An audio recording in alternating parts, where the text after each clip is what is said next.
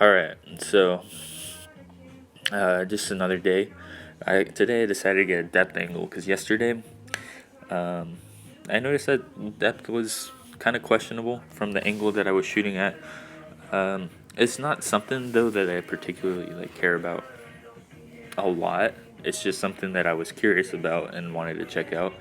If I'm like an inch short, or if I'm like a centimeter short, or whatever, it's not a big deal. It's not the end of the world. I'm squatting because I want to have a big squat. I want to be strong in this position. If I'm preparing for a powerlifting meet, then I care about those things more. But right now, I'm so far out from any kind of competition. I don't even know if I'm going to compete in powerlifting again, and I'm definitely not going to do it anytime soon. So here, I worked up to 325 pounds.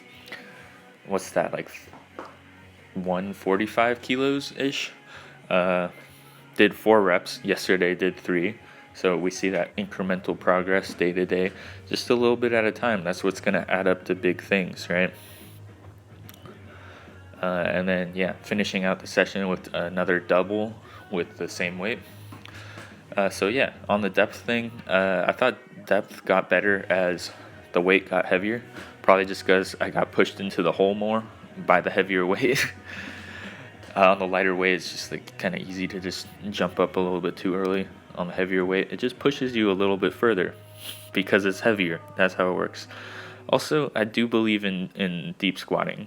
I think you should have some kind of deep squatting in your program at some point. Um, for knee health, because if you can squat deep, and I can talk about this more in depth at another point, but if you can squat deep, then your knees are going to be healthy because they can handle that range of motion.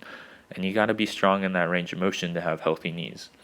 I noticed that my knees were flaring up when I was just doing the parallel squatting. And then when I added in some deep squatting, even light, but like to a full knee flexion, uh, butt touching my ankles kind of stuff, then my knees started to feel better.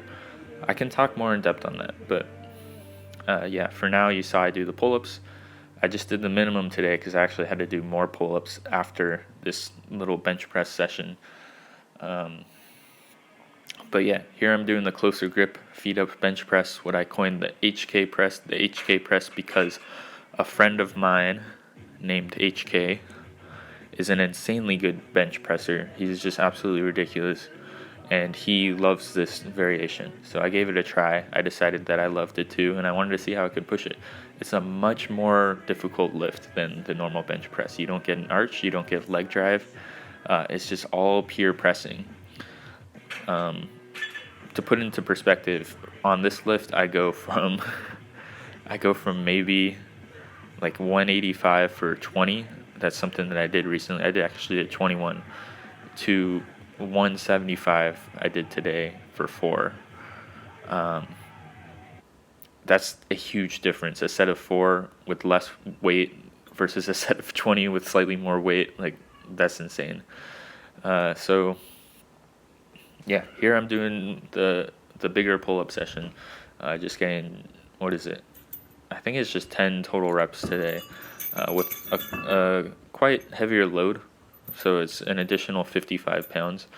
You've seen me do 60. You've seen me do 65, but when I get the reps in, then I want to be around 55, and I'm doing like a higher volume pull-up session today, so there's no reason to push it to those heights.